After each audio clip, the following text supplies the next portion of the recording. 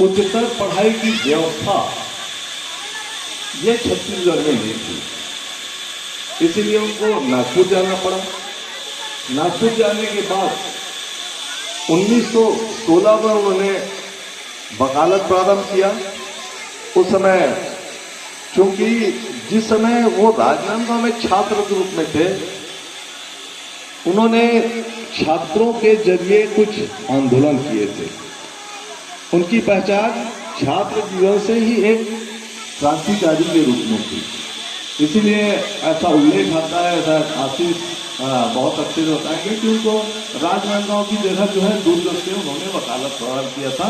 और जब वो दुर्ग से वकालत करने के लिए राजनांदगांव आते थे तो उसी समय एक दिन जब 7 बजे वो वापस कचहरी से लौट रहे थे, तब बीएमसी मिल के मजदूरों से उनकी बातचीत हुई थी।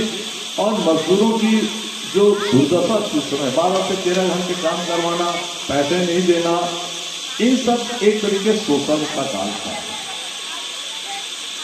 ऐसे में उन्होंने मजदूरों का साथ देने का निर्णय लिया था और भारत की पहली सबसे लंबी चलने वाली हड़ताल जो है, वो हड़ताल का श्रेय ठाकुर प्यारेलाल सिंह को जाता है। सोचिए, आज के जमाने में तो हम किसी भी चीज को आंदोलन करने के लिए सोचते हैं, लेकिन 1920 में प्रारंभ हुआ था मजदूरों के साथ। 1917 में 1920 में उनको संघर्ष करना पड़ा था, क्योंकि राजनांदगांव स्टेट भी था और अंग्रेजों का, रियासत के साथ अंग्रेजों दोनों के साथ उनको लगातार संघर्ष करना पड़ा था। सबको मालूम है कि 1920 की पहले हड़ताल में मजदूरों की मांगे तो मान ली गई, लेकिन ठाकुर साहब को निर्वासित कर दिया गया। इसके बावजूद वो लगे रहे। जीवनी कैसे हम किसी से प्रेरणा लेते हैं कि जिनके लिए उन्होंने संघर्ष किया उनको तो सब कुछ मिल गया और उनको निर्वासित कर दिया गया, फिर भी वो मजदूरों के साथ लगे। उनके जीवन के बारे में जितना भी बात कही जाए वो काफी कम है। 1909 में राजनांदगांव में सरस्वती पुस्तकालय की स्थापना। सोचिए, आज के बहुत सारे जगह में आप देखेंगे कि पुस्तकालय की स्थापना नहीं होती, लेकिन 1909 में उन्होंने राजनांदगांव में पुस्तकालय की स्थापना की।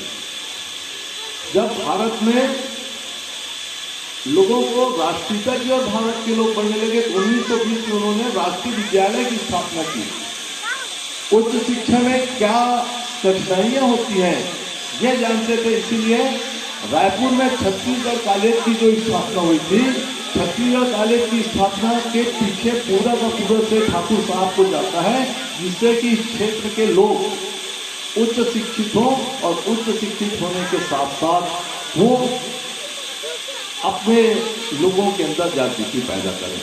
सहकारिता की क्षेत्र की बात करें, राजनीति के क्षेत्र में बात करें, रायपुर में 1952 का जो पहला आम चुनाव हुआ था, उस 1952 के आम चुनाव में उस समय शुरू में कांग्रेस में थे, बाद में कांग्रेस से अलग हो गए, क्योंकि मजदूरों के साथ के विचारों में कुछ उनका कांग्रेस के साथ मतभेद हुआ, तो उन्होंने स्वतंत्र होकर के चुनाव लड़ा था और पहले विधायक भी वो चुने गए थे। तो आप सोच सकते हैं कि उस समय स्वतंत्र विधायक बनना किसी भी व्यक्ति की लोकप्रियता का कितना बड़ा उदाहरण है।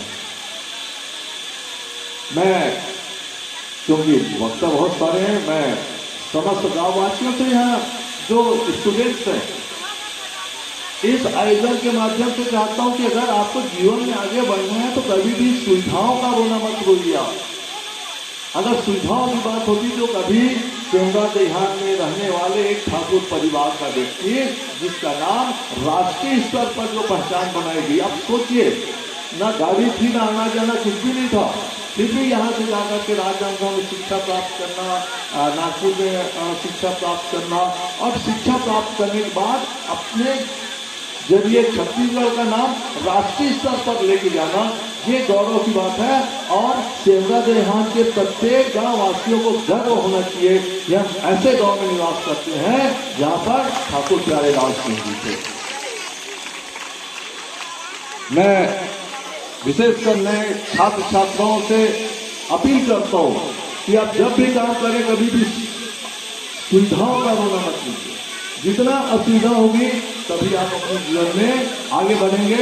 और इसीलिए उनका नाम दिया गया त्याग मूर्ति ठाकुर प्यारेलाल सिंह। उनके पास सब कुछ था, लेकिन इसके बावजूद उन्होंने स्वतंत्रता आंदोलन में जो अलग जगाई, उसमें छत्तीसगढ़ का नाम राष्ट्रीय स्तर पर ले जाने में अगर किसी व्यक्ति का बहुत बड़ा योगदान था तो था ठाकुर प्यारेलाल सिंह।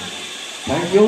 मेरे आगे बहुत सारे वक्तव्य हैं और बोलने के लिए मेरे मित्र आशीष सिंह जो है, जो उनके परिवार के सदस्य हैं, इनकी लेख प्रत्येक दिन इनके लेख आते हैं, वो उनमें ठाकुर साहब के जीवन के बारे में और बहुत सारी जानकारी दी जाती है। Thank you.